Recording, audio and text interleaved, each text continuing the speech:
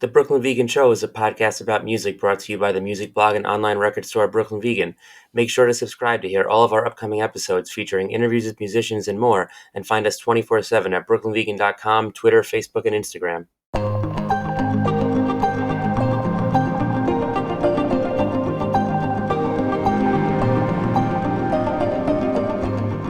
Hey, welcome to the new episode of the Brooklyn Vegan Show. I'm BV editor Andrew Sacker, and today's episode is an interview with one of our favorite artists here at Brooklyn Vegan, Walter Schreifels. If you're unfamiliar, Walter fronts the bands Quicksand and Rival Schools, and he also plays in Gorilla Biscuits, Youth of Today, and more. And if you listen to any type of punk, emo, hardcore, post-hardcore, etc., from the past, say, 20, maybe 30 years even, there is a very, very high chance that at least one of Walter's bands has left a big impact on the bands that you listen to.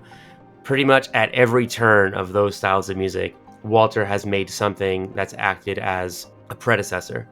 And he continues to do great stuff today. One of the big reasons we had this conversation is that Rival Schools just reissued their 2001 debut album, United by Fate, and they're gearing up for reunion shows in 2023. So we talk a lot about Rival Schools and that record in particular throughout this conversation, but we also touch on just about all of Walter's bands, and a lot of other cool stuff comes up too. It was a really fun chat, and here it is. Except I binge watched the show The Boys. Have you heard about that show? I've heard of it. I haven't seen it yet. Yeah, it's pretty good. I mean, it's not my thing, like superhero stuff, but it got recommended to me by so many people, so that was kind of fun to just friggin' watch TV, tune out. Awesome. Yeah, Yeah, I mean, you've been home for like a day from tour, right? yeah, yeah. Nice. How was tour? Tour was super fun. Like we did, uh, like everyone just got along really great, and it's just like the first day it's like I didn't even know that we were doing 6 weeks. Like I thought it was 5 weeks, which was a fucking lot, but it was actually 6 weeks. And then it was like, oh my God, what have I done? This is just too long. But the time went very fast and the shows were all great. We didn't have any like bum shows. It was like really cool playing with Clutch and Helmet because we were just like winning. I mean, we had a good amount of people in the room always, but it was like every other person, we were like winning them over. And um and then our own shows were amazing. I didn't really know what to expect, but it was like just really really cool, mixed people. And we just it's like touring for like a while, like that length of time just makes the band better and gets everybody like more cohesive. And you just get better. I kind of forgot about that, so I feel like it was a lot of fun. Yeah, I mean, touring was gone for a while. Yeah. Um, yeah. So this tour, was this with John LaMacchia, right? Because you had Stephen Brodsky previously, right? Is that Steven did half the tour. Steve okay? did half the tour. He had already, when we got the offer to do this, the support of Clutch, he had already had this European trip booked with Caven, so it wasn't really like something that he could cancel. So we got John Lamacchia from Candiria, who's a friend, and he came in seamlessly. I mean, I knew there'd be like a change of energy. They're both great guys. Um, and that is that their energy, it was different, but it was just really awesome and fun. And he really kind of fit in very seamlessly. And we went from like, I remember the last week with Steve just like not wanting to talk about the fact that he was leaving, because I was like, I don't want any sentimentality or sadness until we have to deal with it at the end, which was LA, which was awesome. When John came in, he just kind of like, we're like, okay, but right away it was just great. When did you and Steve first meet? Do you go back with Cave In or? Yes, and I think we're going to be talking about like rival schools, but I do Yeah. remember playing with rival schools in Boston, and meeting Steve, and I guess that would have been in like early 2000s or late 90s probably. And uh, And then, rival schools was very like, I used to live on 11th Street between A and B. And so Brownies was like just my local, really. So I would go to Brownies all the time and see shows. And I remember seeing Cave In at Brownies at that time. Um, and just being really knocked out by them. And they did a cover of Dazed and Confused that was just so goddamn good. I just couldn't. And was no one had told me that that's what they do. So when they started playing Dazed and Confused, like, oh yeah, that's cute.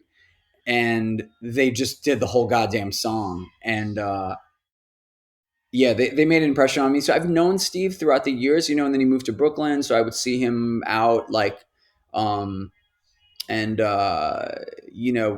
we get coffee every once in a while or something like that. So when we needed another guitar player, he was definitely on the short list of people that I thought would be good. That I it's a lot of hanging, you know what I mean? So you want to be with someone that you feel is a good person to like, especially at this point. I just don't, even if someone's really good, I kind of would almost err on someone being like a personality that I enjoy over like some technical skill. And whereas Steve just kind of has the whole package, which was great.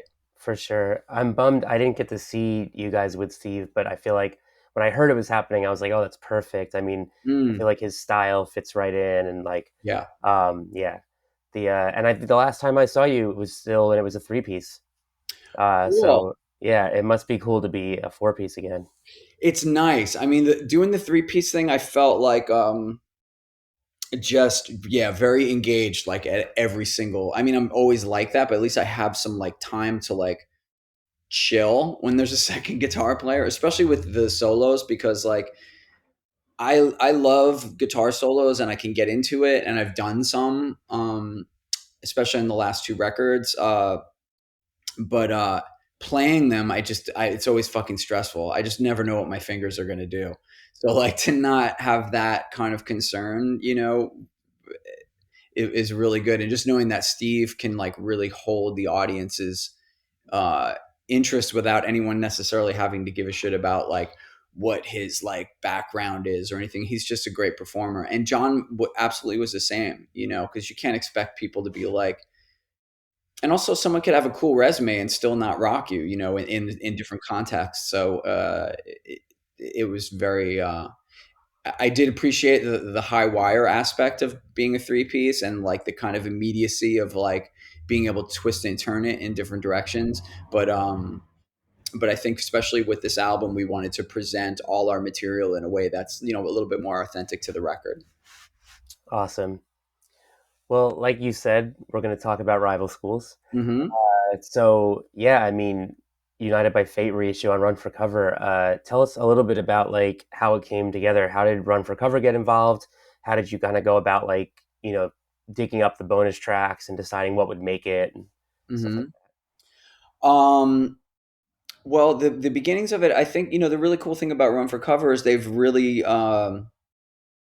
I think they're really clued into like, we toured with HostageCom, which was a band that Tom from Run for Cover was in, and so we were friends. And we toured with them, I think, on Pedals, which was our second album, which was like 10 years apart from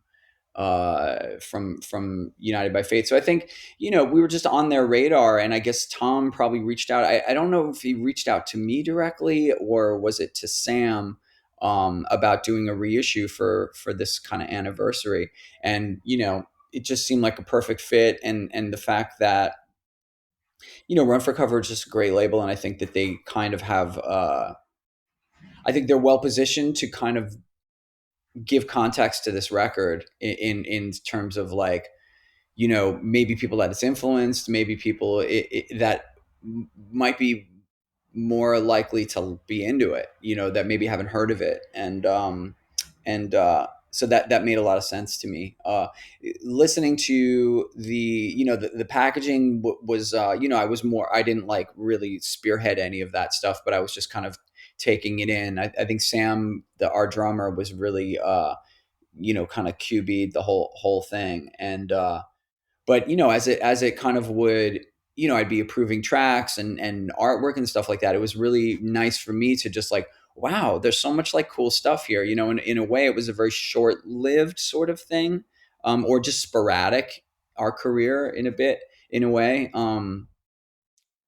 But to see some of these things that I haven't seen, and to listen to some of these tracks I hadn't listened to, I was like, crap, you know what I mean? It's a pretty significant amount of work, and and did some really interesting stuff. So I just enjoyed it. I think like any, you know, I had enough distance from it that I think I could appreciate it like a fan, you know. Hmm.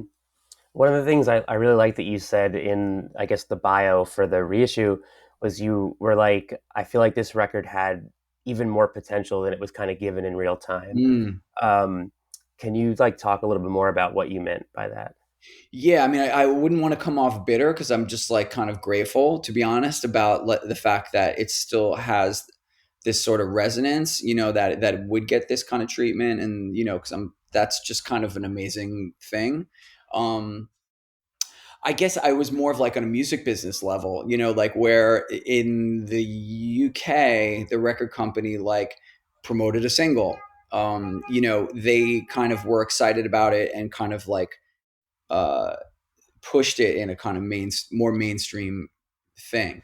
And so it was really cool to have this experience, especially United Kingdom and by extension Europe and Australia and Japan even, where you know it's just sort of like was beyond my scope of, you know, I'm kind of in this sort of if you know, you know kind of category. And whereas like with rival schools, it was just popular, you know, and it was just like, you know, like I can kind of tell like who might know who I am for the most part, you know, maybe by what t-shirt they're wearing or how they kind of carry themselves. Like, okay, well, this person might be a fan or whatever. I get that because I'm not so different from them. But I remember when rival schools was happening, just walking around, just like the most random people coming up to me and like, oh, mate, you know, I saw your video. Your shit's great, you know, and that's my English accent. Been working on that. In the United States, we got support, and we did so much amazing things in the United States, and we worked really. Uh, I mean, it's not work like, you know, doing construction on a hot summer day, but we were traveling the country, like touring all the time. But we never really got that kind of like, we never got a single really. So I guess that's a long way of saying like, I think if we had a single in the United States, it might have done, it probably would have done better, you know. But it's still kind of amazing to me.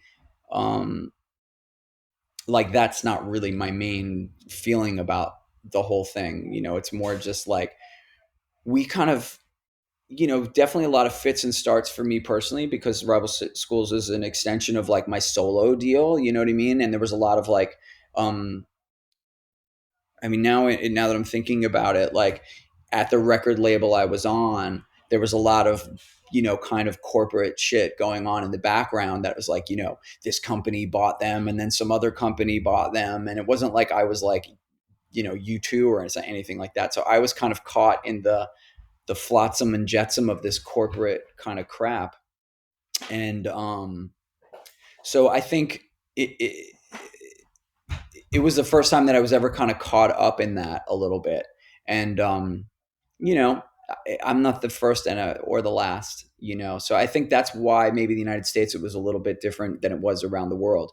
But you know, if you make something good and people you know, if you give your best to something and it kind of has that sort of you know, earthy or you know, just real kind of quality to it, and people continue to discover it or it continues to be meaningful to people, like ultimately from an artistic point of view, like that's what I really care about, and um, that's how I measure these things. But I think the cool thing about Rival Schools was that it was actually popular, like whereas like really none of my other bands were, to be honest.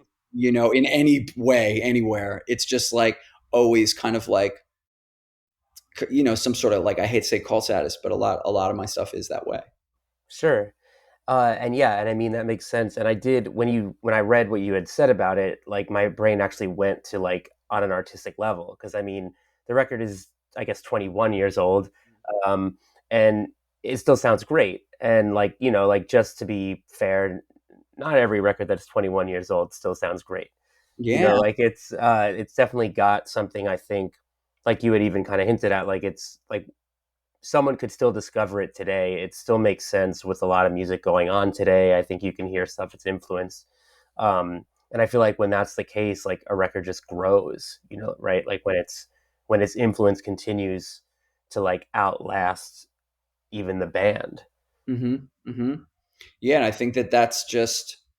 I mean, I would say that you know every record that I'm making, I'm always try to like make it be like absolutely like some things are just I can't figure them out and it can't be perfect, or like I just zigged when I should have zagged, but like the effort behind it is 100% to like make something significant and something that like my fans that have come along this way would be like, okay, maybe not my favorite or maybe my favorite, but it's not bullshit, you know what I mean? And when you bake that into something, uh I think you have a better chance of like that kind of phenomenon coming together.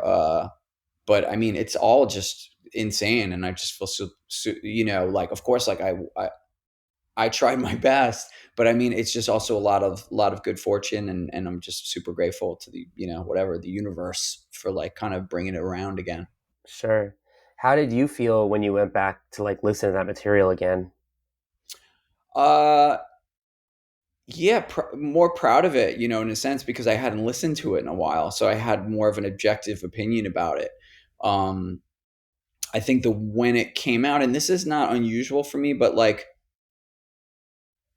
and it's not a great predictor really either, but I'm more, especially at that time, it's kind of like alluding to like how we were just like my experience with like major labels was like with Quicksand, for example, like they wanted us, this band Quicksand. And so, and at the time in the industry, for example, like they didn't really know it was going to be popular, I don't think.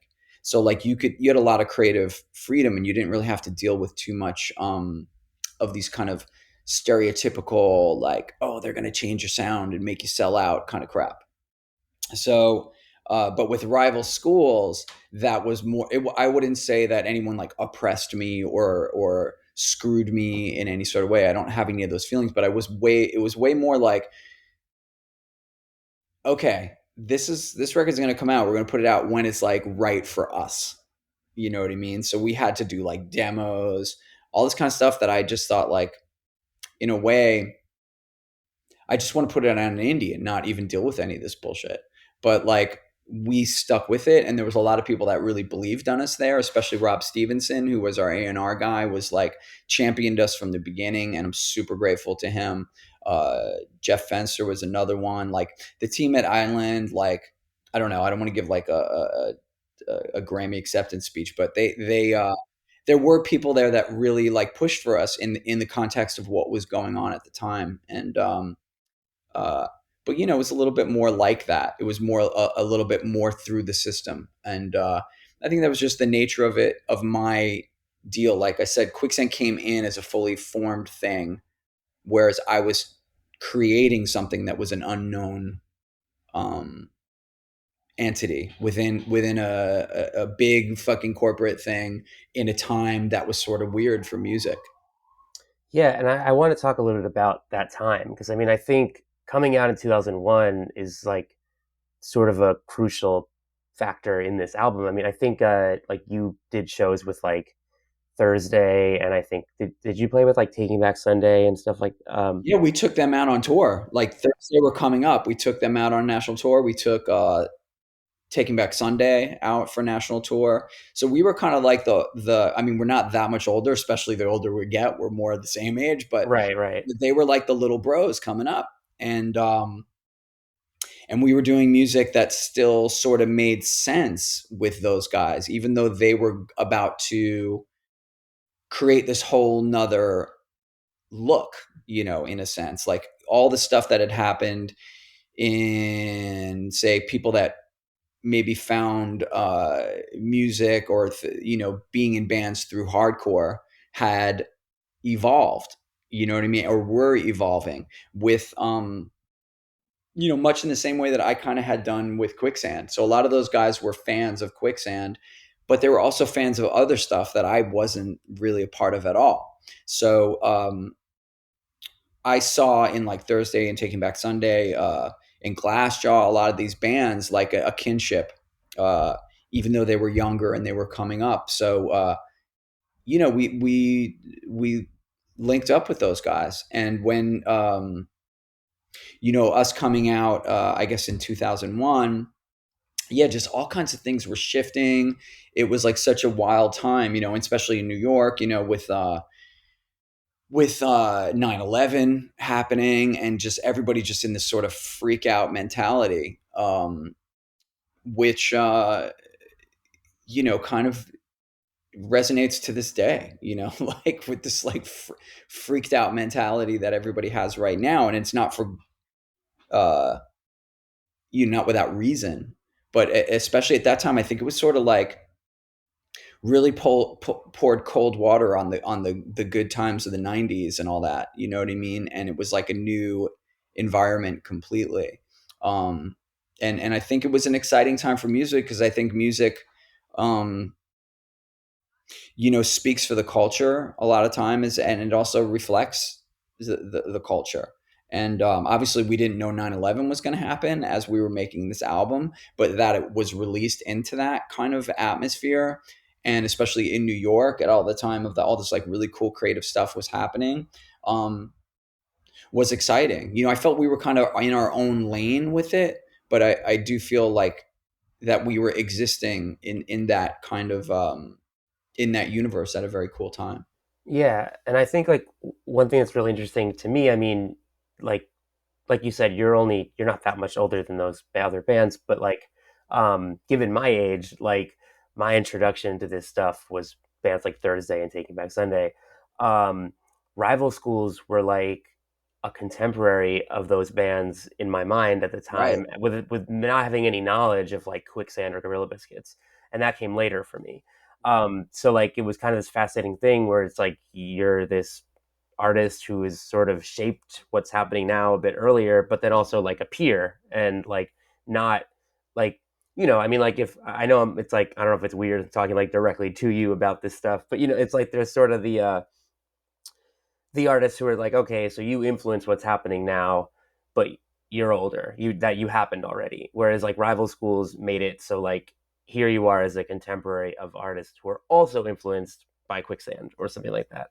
Yeah. I mean, I guess it was a special position, you know what I mean, in a way. And to be both a contemporary and a sort of, you know, uh, not so elder statesman in you know what I mean? Or someone that had kind of gone, like these guys were all coming off of like, getting their record deals with like Victory Records or something like that, or some of them were just going to majors ultimately within that time, and so I had already kind of been through those kind of experiences, and but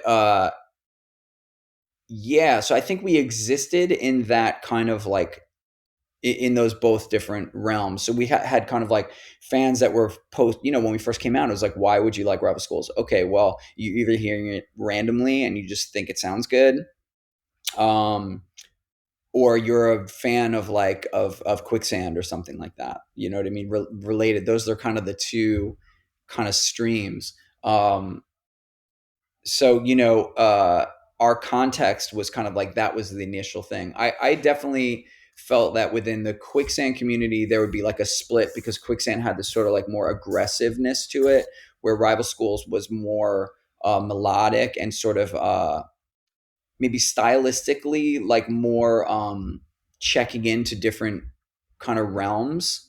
uh I think it was maybe more similarly to what I'd done with Civ, with the Civ record, where kind of like checking out little genres and doing spins on them.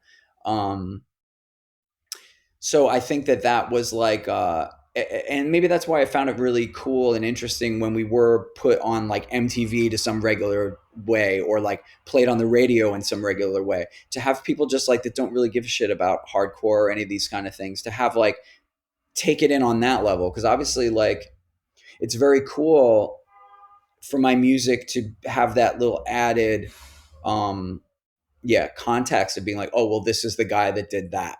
Like, that's cool, because it opens people to what I'm doing for that. But it also is like a little bit limiting, so because then it's the guy that did this. Maybe I don't like what that guy did, or maybe like I don't like that world of music, or whatever. All these things are possible, but it can cut both ways. So I really appreciate somebody that's just like, I'm just a regular person that is just listening to music, and I like all kinds of different things, and wow, this kind of hits me, and so for me that was really exciting. And I think maybe more so, although I'm feeling that now with Quicksand, like we're getting to that point where like just people who like music are hearing it and like it. But prior to that, Rival Schools was really the most chance that I got to do that, to break out aside of like just sort of like, more genre defined stuff. For sure. And I feel like, I mean, as an artist, like that's like also kind of like in some to some extent like the dream for you, right? I mean, like look at just say someone like Ian MacKaye, like he was able to go from Minor Threat to Fugazi and like change it up and not constantly have to deal with people yelling out like, like play filler, like and like so it must to like have a new band doing a new thing and have that work, like Yeah. that's not something some people are just spend the rest of their lives having people be like play a song you wrote 30 years ago. Yeah. And I think, you gotta, it's a nice thing when people love your song from 30 years ago. It really is. It's awesome. But it doesn't feed your feed you as an artist. You know what I mean? Like you want, or as a person, you want to be contemporary. So that's always been my thing. And Emakai is like obviously like, um, or I think obviously is like really someone that kind of showed that path to someone like me who was a fan of his work in hardcore. And like how do you work in this like really pretty tight space, artistically. How do you run through that in a cool creative way, and um then kind of find a new trajectory out and do that in a way that like isn't hardcore's full of like it's like this cliff that all these bands that try to like launch out of it with some new kind of sound, and they all just end up in this like, you know, crappy bottom of a cliff because the fans don't care about it. They won't accept it. So how do you make that move? You know what I mean? And E. Mackay did it very gracefully and very,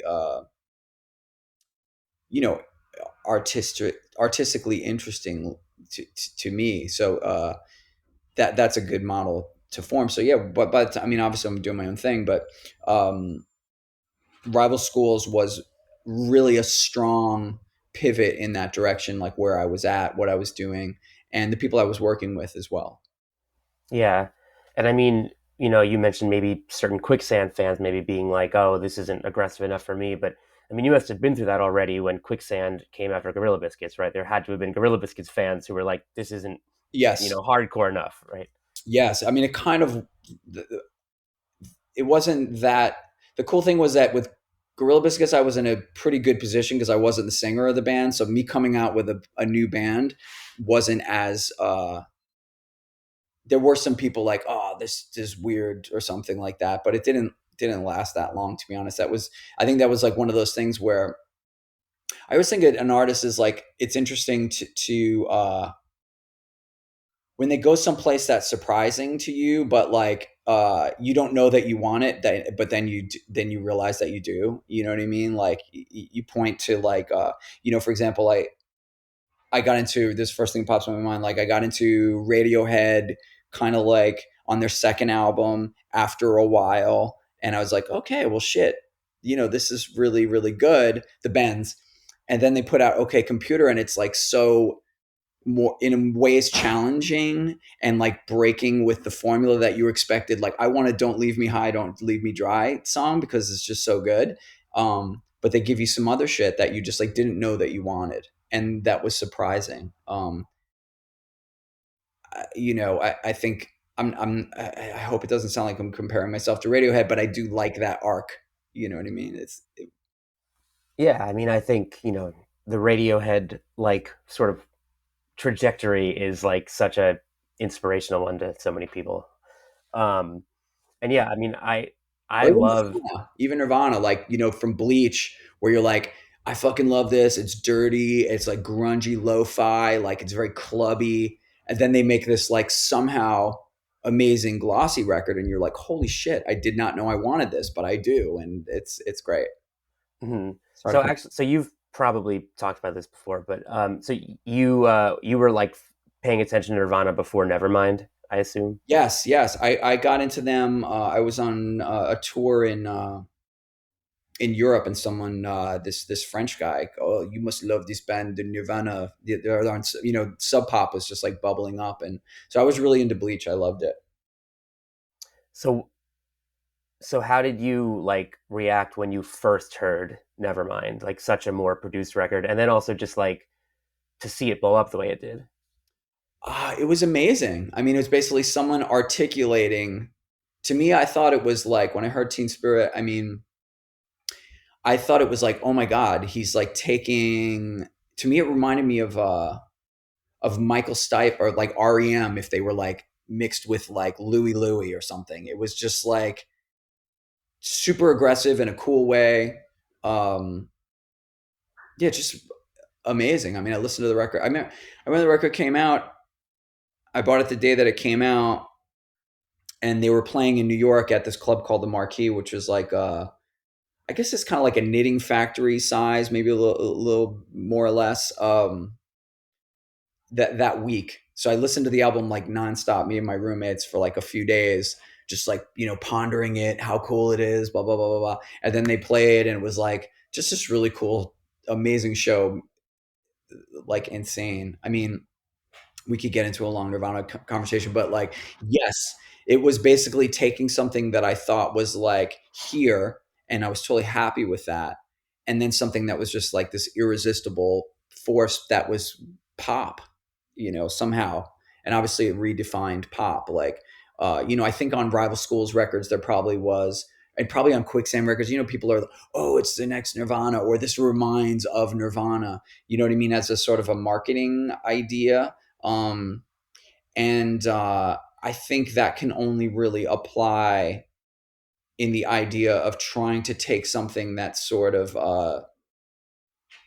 club minded, like scene minded, and opening that up to the public, like taking off the things that would prevent people from liking it, and that can be done like terribly and ruin it, or it can be done in a nice way that respects people's intelligence, that respects people's like, just because they're not into, being gay, they're the gatekeeper, they're not into these kind of gatekeeper bands, like that. They still, doesn't mean they're not stupid, that they can't hear something good when it's presented to them. And I think that balance, when it happens, case of Nirvana, these sort of like sensational bands, like, or we talked about Radiohead, or even like the Strokes at the time that Rival Schools came out, um, where you're taking something that's like meant for a club and meant for like small audiences, but opening it up to everybody. It's just like a special magic trick that I think you can aim for it, but it takes a very whole bunch of forces coming together, and a real yeah, I don't know how, it's like catching lightning in a bottle. Hmm. I mean, especially like on the topic of hardcore, I feel like you could say Turnstile is doing that right now. Yes, they are, absolutely, to where you're taking something that's like the energy of a club, but opening it up to where the whole world's a club, Yeah. and that makes people feel like in, you know, uh, and not there's a sense of discovery to it, even though it's mass, you know, and I think that's yeah, you got to be a really good band, and you got to do it at the right time, and you got to have the good sense to, there's got to be a lot of little miracles along the way for it to happen. But that's the goal. You know what I mean? That's what you want. Like I think I found it in little ways. You know what I mean? Like in smaller, like doing like my first record. Like the feeling of like having people hear my go from like, we're just like Gorilla Biscuits, like a crappy band with a demo that I thought was like, we're not the best band here in the scene. to like putting out a record was like, I think this record is really good, and then let's see what people think, and then it comes back like, holy shit, like that really works. Or yeah, I experienced that with Grill Biscuits, with then within the hardcore scene of like doing something that like, this is just my take on it. I'm not like saying that I don't want to blow up anything that I've done in any sort of way. Not trying to sell my resume in any way, but just like my own experience of it, of just being like, okay, well, people like this that are not just into this scene. You know what I mean? They haven't like, checked all these like boxes of like how to not be a poser or whatever bullshit people are trying to do to you to like, make you authentic or not. It's just like, it speaks to people beyond the genre, and yeah, I think while Rival Schools, the United by Fate album for me was like artistically like taking, stepping out. Like, I know if I'm going to sing some sort of like melody or like some lyric that's not like, I became sort of popular in some way for a certain kind of thing. At that point it would have been Quicksand. Um, and then I was doing something different under a different name. So obviously, like, you're not giving us the thing we like. So I'm already like a little bit annoyed. Some people would take that tack. Other people would be like, "Oh my god, thank you so much for giving us this really cool thing." But I guess that's just baked in. Whereas like the finding people that don't really give a crap one way or the other and connecting with them is the most interesting part of it. And I think Rival Schools was like my first dose of that. And it was like, I wouldn't characterize it as some like brave heroic journey through art or anything like that, but there were certain things I was like, oh fuck, I don't know, this is a little bit weird, can I get away with this? And it was just like a moment of growth, which I think anybody could relate to. It's like, you know do I look funny in this hat? Or do I look cool in this hat? And this is a new presentation or a new way to, will open up a different sort of perspective or something, a way of looking at things for me, and I think Yeah. do that. That's in a ways that it was like that for me.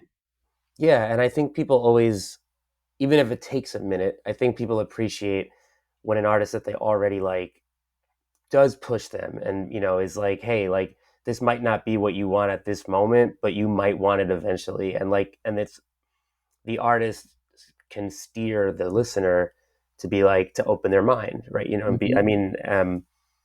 and I think both Rival Schools and Quicksand, and even Gorilla Biscuits to like probably a less like drastic extent, like have probably done all of that for like tons of people. Thank you. Yeah, I mean that's kind of been the goal. I mean, like, putting harmonica on a hardcore record, like that's not like okay computer, but in some ways it's like pushing towards that. Like, what if it doesn't matter if this thing is like hard or whatever, or if this sound is like, you know representative of, this like heavy duty dramatic angst. What if it's just kind of a little bit, like, what can you put through, what can you, even if it's a little bit funny, you know what I mean? Like, and there's funny stuff on Rival Schools, lots of funny lyrics. um there's a sense of humor about it, and I always think there's sense of humor in my work, even though maybe I don't know if it always comes off on the surface of it. But with Rival Schools, I think a lot of it's there. So another thing I wanted to ask about is one of the bonus tracks on the new reissue is an acoustic version of "Holding Sand," which is new, right? It's a you recently recorded that, I think. Oh no, I think that I don't know what period, but we haven't played together in a very long time. So these shows are going to be like our first times getting in a room. The Holding Sand thing might be from when we were doing pedals. We did like an acoustic session, Okay. and yeah, it just came out really good actually. And there was a few other songs. We were at a radio station, I think, and it just came out really good. So no, no, that's not new, but But if that's how it's being presented, maybe I should just backtrack on that. Yeah, we did it. It's we're doing great work. It's but I like it because Holding Sand was like our kind of like most difficult to present live song. So I think by doing it acoustically, it kind of like was the best way to present it. It sounds awesome. Thank you. Yeah. So what are you most looking forward to with, the upcoming shows?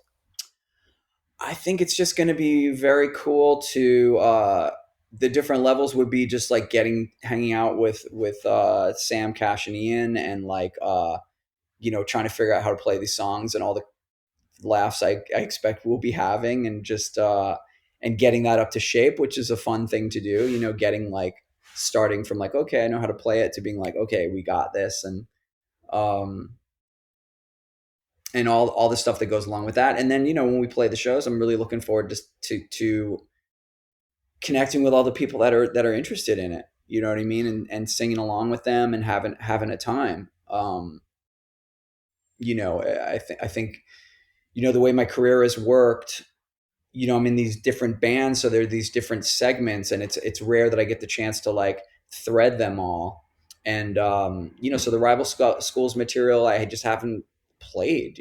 So I'm kind of excited to like to just kind of reconnect with that, and to yeah, be around the people that are psyched about it. So you haven't practiced with the band yet? No, I haven't, but I did a solo show like some months back, and I think I played a rival school, so I played Good Things, which goes over pretty well acoustically. So I'm touching up a little bit on it.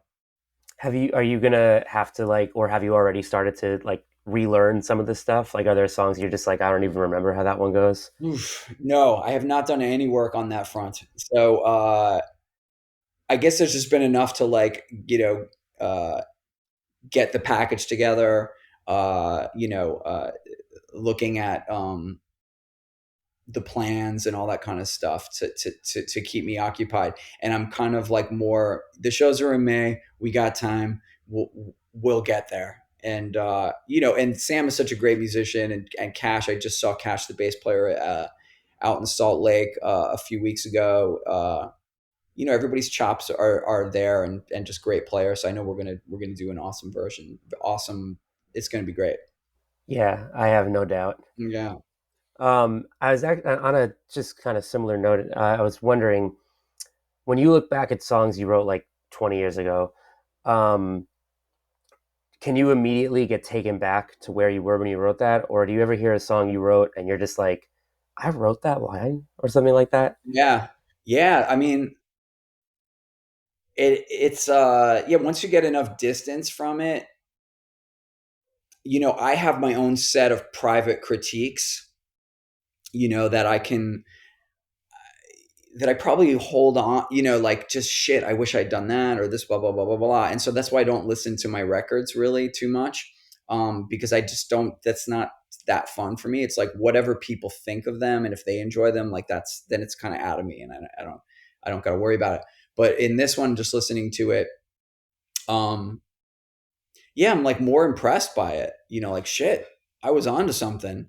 You know what I mean? Like, I should not have worried as much about it when I was doing it, and I maybe would have saved myself some grief. But I really love the lyrics on it. I think there's a lot of great lyrics, um, and I remember the production of it, and we were talking about Nirvana like earlier, like the production was such a leap. The record I had done before that was Quicksand's Manic Compression, and there was a big space between records for me. It was not, we could do a different podcast about that. It was like sort of a time in the abyss for me a little bit. But we got a guy named Luke Eben to produce the record, and he was in really with the Island Def Jam people, because he had produced Bon Jovi's which was at the time considered a bit of a comeback record, "It's My Life," which was like a big Sure. Yeah. um and we were talking to more the usual suspects, like kind of indie people, um, to do the record to kind of make it be like kind of cooler indie. And I don't know, the more we kind of got into it, we're like, let's just go big.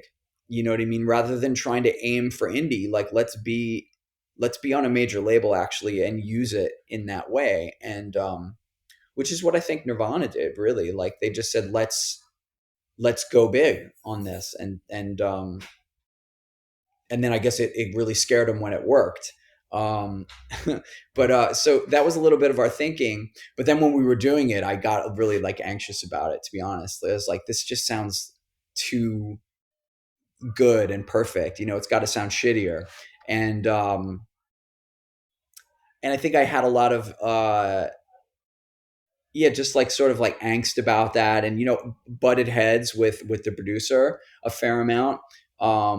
But I think in retrospect, listening to it now, it's like, this is great. It sounds awesome. Like it's like it sounds. It doesn't really sound like, like sometimes the records from the '80s, like were like, um, they just sound like of the '80s production.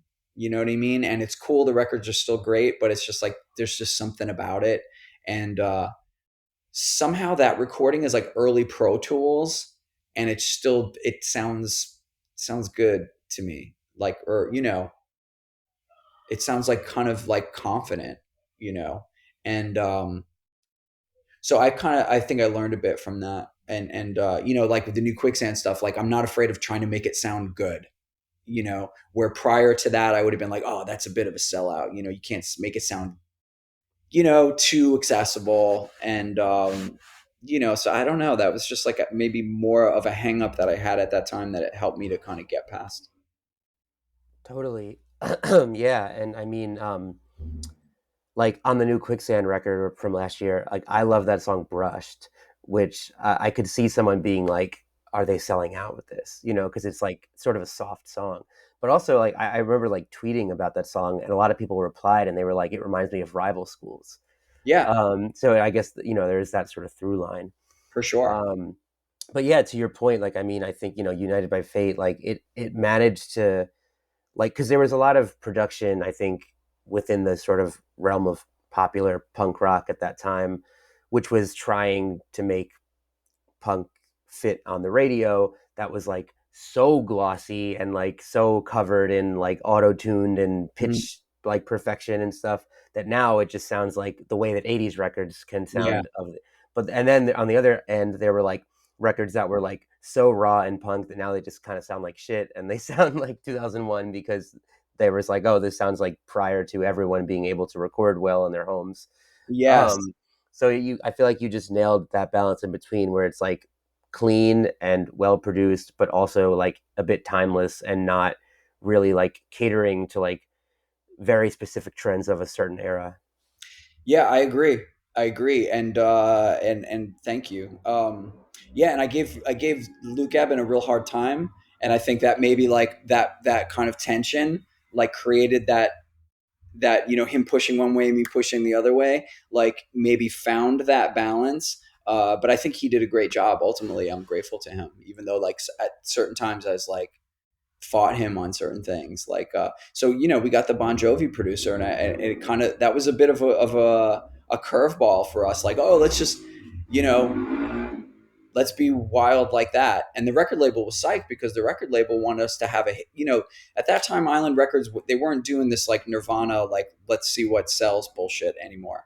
Like they wanted to have records that had commercial viability. So us having a record that they were psyched about too, and taking that direction was also good, that they could get behind it. And like, anyway, as soon as the record was finished, that those issues really didn't matter. You know what I mean? But I do think it was part of the success that that it sounded good. Yeah, It I mean, helps. I think it's like a fascinating thing with like basically any. I, I feel like you take any kind of offshoot of punk and you clean it up a little bit, and you find it can do really well. Like, and it's just interesting because it's this music that's like can be so niche, and it's so important to so many people, and can be like such a turn off to so many other people. And then you just make like a couple little edges rounder, and here's a huge band. Yeah, I mean, I think it's kind of the paradox of punk, really. Like when you think about it, it's like part of, if everybody likes punk, then it's not punk anymore. So you have to make it be bad in a way to alienate the people that could potentially like it. And then every once in a while, someone will like pull a fast one and get both, where, to some degree, like Green Day snuck in there and like, we're punk, but the shit sounds like anybody could like it. You know what I mean? And so like the desire, and I think if you listen to the Rival Schools album, the United by Fate record, in my guitar playing, although Ian does a lot of like really beautiful kind of affected, delayed kind of work, um, my guitar is very plain and very like no effects, kind of like approved mistakes, to give a little that, in a subtle way, that sort of authenticity. But I think that's sort of the rub, you know what I mean? Like if you make it sound too good, then it's not, no longer has edge. But if you make it too edgy, then you're like kind of, it can be a race to the bottom. Yeah. And I always just kind of like, as a fan of that music, like sometimes my mind is just blown about like what tends to catch on outside of that world. Like I'll be like, wait, like you guys all love Turnstile, for example, like, but there's so many other great bands that are like kind of similar, and it's just like you'll show it to someone, and they're just like, no, this doesn't do, like, it doesn't do it for me. It just sounds too something. Yeah. And it's like I feel like if you're in it, your ears are just different than Yeah. like, and then when you're not in it, like I'm always so curious, like what is it that you all hear in, like, this isn't a diss, but like what do like non-punk fans hear in My Chemical Romance that like makes them this massive arena band, but that you don't hear in like a band who might seem kind of similar to like someone who's more in it. Anyway, Yeah. just kind of rambling here, but Yeah, I mean, it's interesting. I mean, it's like that's the part of, it's, I think a lot of it has to do with context. It's like, okay, I hear that, I like Led Zeppelin. I hear that they're into this early blues stuff, so I should probably like that. But then I listen to this early blues stuff. The first time I listened to it, I was like, I don't know, the recordings sound crappy. I don't get it. You know what I mean? It's like, just because something set something up doesn't mean that you're going to necessarily like it straight away in the same, or even like, I'm sure there's bands that like are kind of in Turnstile's wake right now that, may or may not benefit from what they're doing, or we might not see that for another year or so, to like, what is the impact on the general people's listening, that, okay, well, now they like Turnstile. Now they're willing to like X, Y, and Z. You know what I mean? I think it's too soon to say like what that impact is. I would love to see Turnstile do another awesome record like they just did, to really put that to the test, because I think a lot of, cool bands would probably benefit from that success. Just like, we were talking about Nirvana. When Nirvana came out, like Quicksand doesn't sound anything like Nirvana, but the idea of doing something like that allowed us to get a bigger audience. It just happened that way. So I would like to see that happen, especially because I think Turnstile, they're friends, and I just think they're cool like that. yeah. Yeah, and I mean, like, a rising tide lifts all ships. Yeah, yeah, Yeah. And I think, I mean, even the last time that we sort of spoke for something like this was the Vans shows. yeah, And we were talking a lot about the current hardcore scene. I mean, the current hardcore scene is like a lot bigger now than it was when we were talking a year ago. for sure. And I mean, and it's not just Turnstile. I mean, it's like, look at like Sound and Fury Festival had like 5,000 people watching these hardcore bands, and I think people were calling it like the biggest hardcore festival that America has ever had. And I haven't fact checked that, but I believe it.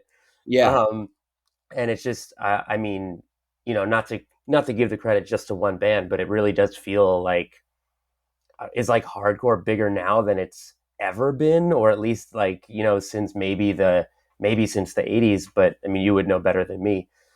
because it's um like taking a different shape. I think in the '80s, hardcore would be like Circle Jerks having a cool song like or like Suicidal Tendencies having Institutionalized, or Dead Kennedys having Holiday in Cambodia. You know, these sort of like almost like um novelty tracks, you know, or like garage rock novelty tracks, especially like when I think of Dead Kennedys, where they were funny, you know what I mean, and cool and catchy. Like Institutionalized is funny and cool and catchy. Like I was saying, Institutionalized, that you probably might not know the song, but like it's like almost like the perfect companion piece to Moon Unit and Frank Zappa's Valley Girl. They're almost like Institutionalized could have been a top 40 hit. You know, it's that good. I don't know if Turnstile have a song that catchy as Institutionalized, but that would be like hardcore of that time, was like a little bit more these sort of funny kind of catchy songs that had a pop element to them. Whereas now I think it's more because the culture and the idea of DIY has like had such a, you know, long period of, you know, to gesticulate and develop and like, you know, generationally like become accepted as a sort of ideology. Now, yeah, there's 5,000 people at that festival, which is incredible, but it's because of like all the bands, and it's just selling the idea of a hardcore fest. It's not like because one band is particularly popular, it seems to me, although there are bands that are more popular than other ones. But you know, like say Turnstile, I'm following their progress, but like, you know, they play their own show. You know, I think they played in New York to like 8,000 people. 6,000 people, I think. Yeah, Okay, it was. I was so, there. It was like ridiculous. Yeah, so that's not a hardcore fest. That's just like a band that's popular. right. I mean, So they're certainly on a different level than every other hardcore band as far as popularity. yeah, like they've Um, usurped the whole genre, which yeah, is for what we sure. want. So yeah, does that make hardcore more? I think it's, you know, I think the one cool thing about hardcore is like that it's never been pop. Like I tried to do that with Civ, like we got on MTV and did all this kind of cool stuff, but it didn't like break the genre. Like, and I think that's part of why hardcore kind of has like, if hardcore was like actually popular, it kind of sucks some of the cool out of it for a lot of people. You know what I mean? But it's like it's almost there in some ways. Like I don't know. You know, it's just hard to conceive. You know, like even ska was popular for a while. You know, but hardcore never made it. And then when they say it's hardcore, I'm sure people will say like, "Oh yeah, well Turnstile has hardcore inflections, but they're not." They're what's cool about Turnstile is the that's the almost like the smallest part of it. It's like there's a songwriting behind it that's really great. There's an energy within it, the combination of players. There's the way that it's being presented to you, you know, through whatever their live show, through the imagery that they choose, the just the time and place of it all. Like I'm not being sold hardcore. I'm being sold something that like is has wider potential than that. And so I think that could be really cool on as a sort of influence the scene. And I think if more bands are doing it, you know, I see so many bands, you know, through our shows, you know, seeing Anxious or you know, One Step Closer, or a lot of the bands I had on the show, whether it's, you know, Mind Force or Gel or you know, so many like bands that I see doing really well right now. That the audience has grown for them to like to like people that are interested in what those bands are doing. Is it's awesome. I mean, it's just great because it's still basically like make up your own shit. You don't have to be good at it, and just get a show and play. And like if you want to be like some huge rock star, don't hold your breath, but you could have a fucking awesome time with your friends and get all the cool experiences of being in a band without all the bullshit of it. You know, I mean, you'll still get the bullshit. People will argue and things won't work out and their bands will break up ultimately. Of course, you'll get that part too, but you'll get to experience it, that it's there for you. And it's very, I think that's the most beautiful thing about it, you know?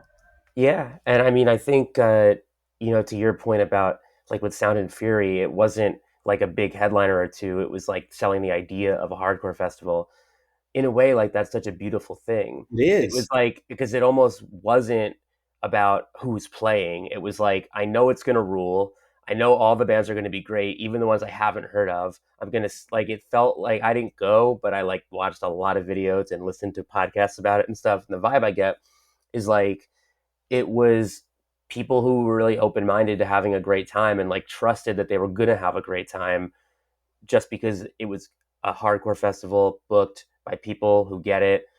And almost all the bands are like, all the bands really are amazing. And it was just like, it felt like the scene hardcore was the appeal, not any particular band. And that's like just awesome.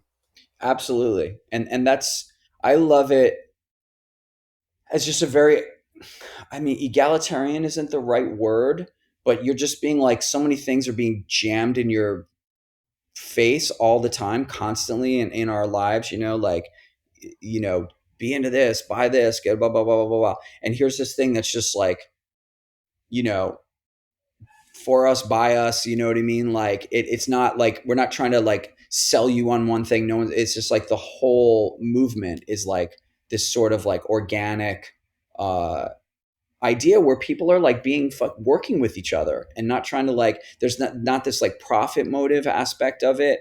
And or if that is your motivation, it's pretty dumb because it's not going to work out built into it. And I think, you know, just like our culture is such a, you know, of course there's like awesome stuff and people got to do what they got to do, but it's just really a lot of it's just like really neurotic and shitty. I'm sorry to say. And like to see people just doing their thing in front of a bunch of people, and where the mode is just like let's embrace this. This is like all of us. I think is a really it makes sense that people would be attracted to that. For sure. So on a related note, I think the next thing up for you is some Youth of Today shows, right? Yeah, Are you excited about those? I am. I find it like we just played in Europe over the summer, and I just had such a goddamn fun time. Like the band was we were so good. Um, and we just had so much fun together. So and we did just like really nice, like fun, really cool shows. With great opening bands, and got to travel in we played a castle in Italy, just like these kind of things that just like just amazing, really, to me. And the love that people have for youth today, but it's also the love for like this whole ideal. You know what I mean? And especially with youth today, I think it's like. Uh, in a motivation for I always think what attracted me to youth today was like we can be better. We can be better people, we can be a better society. And meditating on that, which was I think a new idea for hardcore, and like really kind of like slogans and all the kind of like proto branding of it, even though it was like not, it wasn't like now we all understand branding and repetition and, how to make a cool t-shirt and all this kind of stuff. We can understand that in a very kind of school kind of way. But back then it wasn't, it was just fucking kids doing the shit and it was just happening. So to see that still resonate and to be a part of it and just, it's amazing.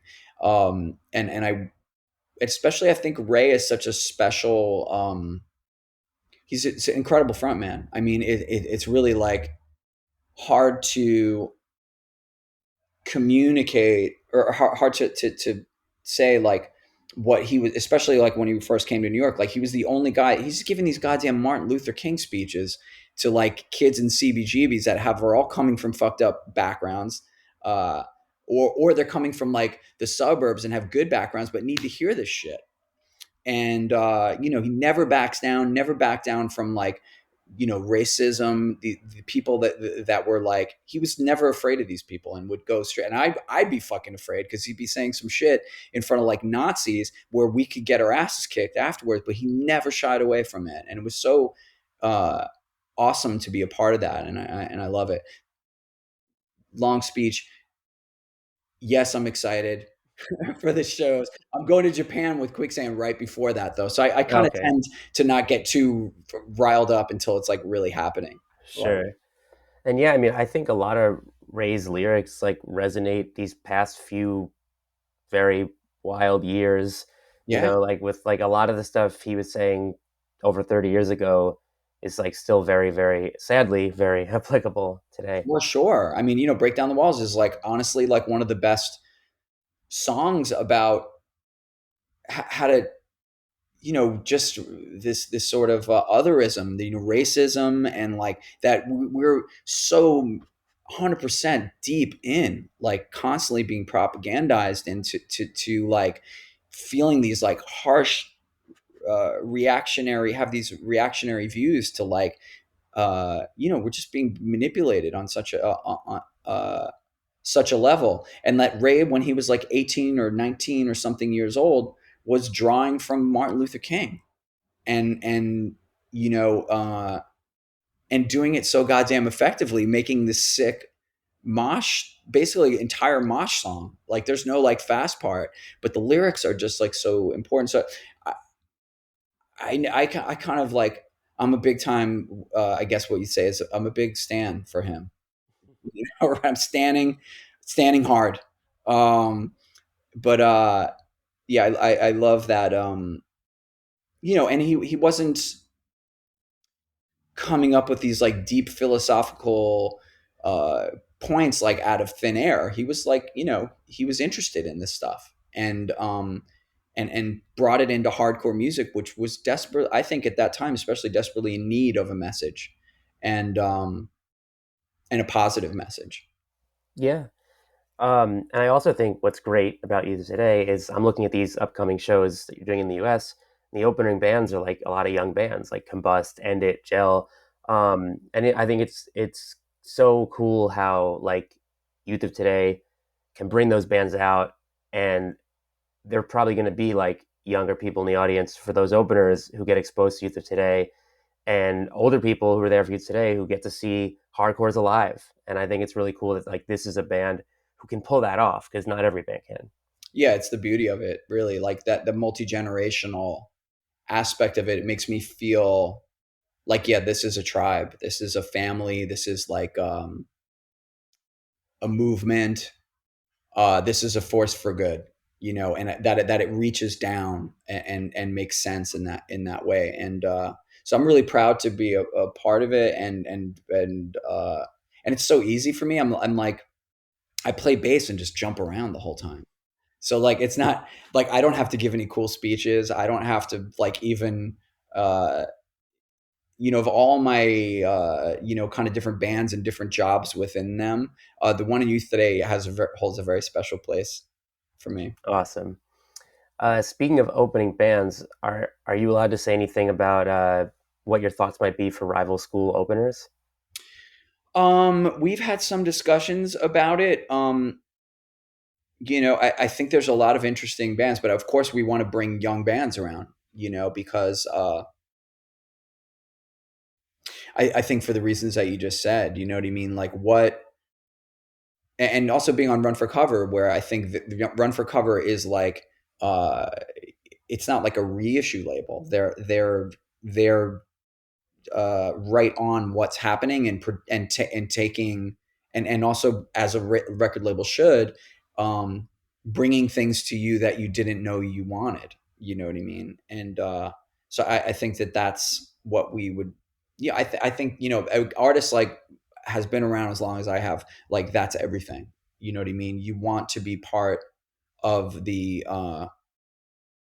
You need to be a part of the conversation that's going like on right now, and that means like bringing people up that support the scene. You know what I mean? That's like, you know, uh, even when Quicksand came back, the band that right away, I was like, we got to have Title Fight open for us.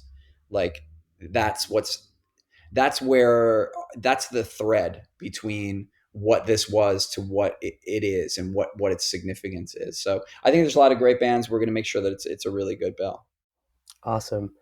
And lastly, are Gorilla Biscuits up to anything? We are kind of we've been taking a break, but we're cooking up something. But we like to, I always try to be, you just throw something out and surprise people, you know. But it's been nice to over COVID take a break and kind of let the world just kind of like, there's so many bands on tour right now. It's like insane. So it's been nice to get a break from it and come back at it fresh because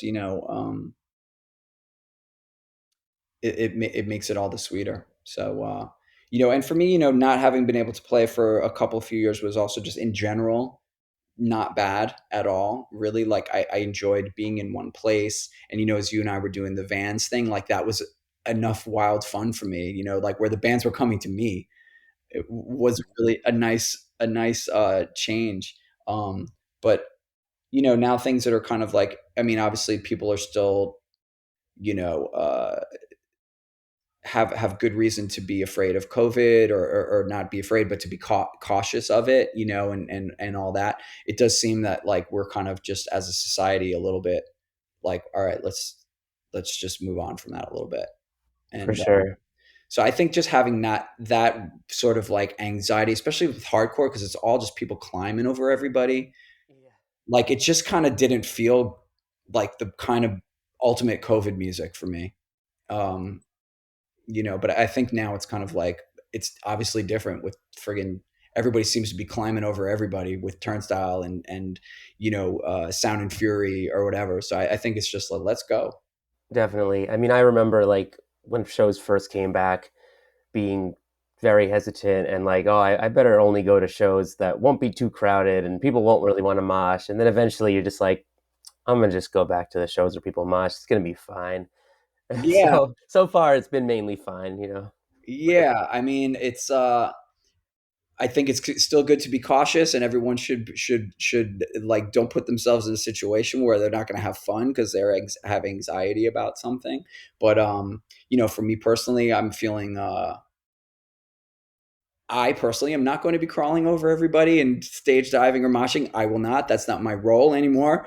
But I do think it's kind of like gotten a little bit less stressful, and for most people. For sure. And actually, one more question. Yeah. So something you've got coming up is you're playing a Husker Du tribute show in Brooklyn. Uh, Tell me a little bit about that. I mean, I assume you must be a big Husker Du fan. Um, Yeah. Oh, I love Husker Du. One of the first shows I saw was I was probably, I mean, I must have been 16 to get in, but I don't know, maybe I had a fake ID.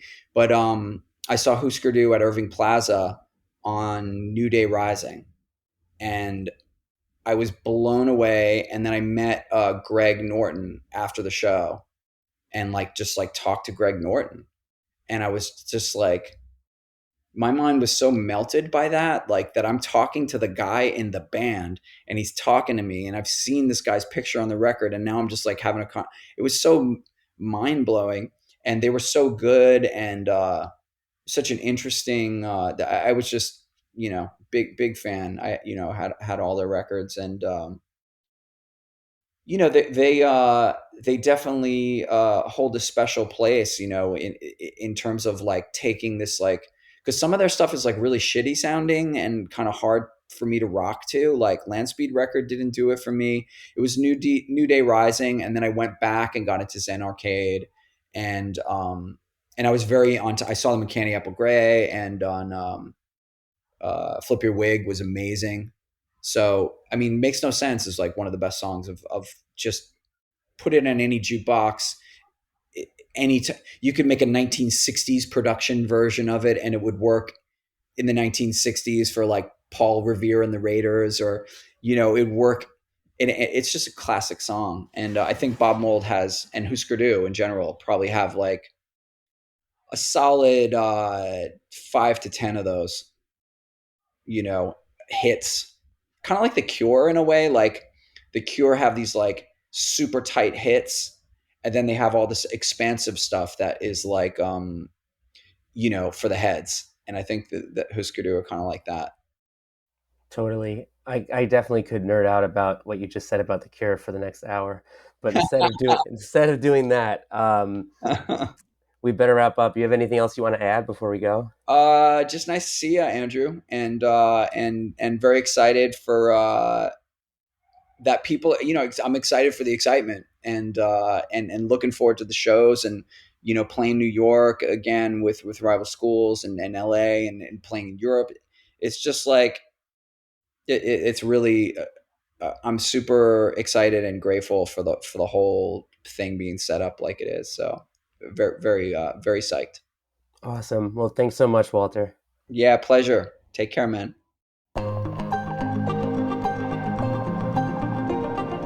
Hey, thanks for listening. Thanks again so much to Walter. If you can, go check out those Youth Today shows that are happening this month. The rival school shows are next year. You can also pick up tons of records, tapes, and t-shirts from Walter's multiple bands in our online store, shop.brooklynvegan.com. And stay tuned for whatever Walter has coming next, because there's always something. Also, stay tuned for our next episode. See you next time.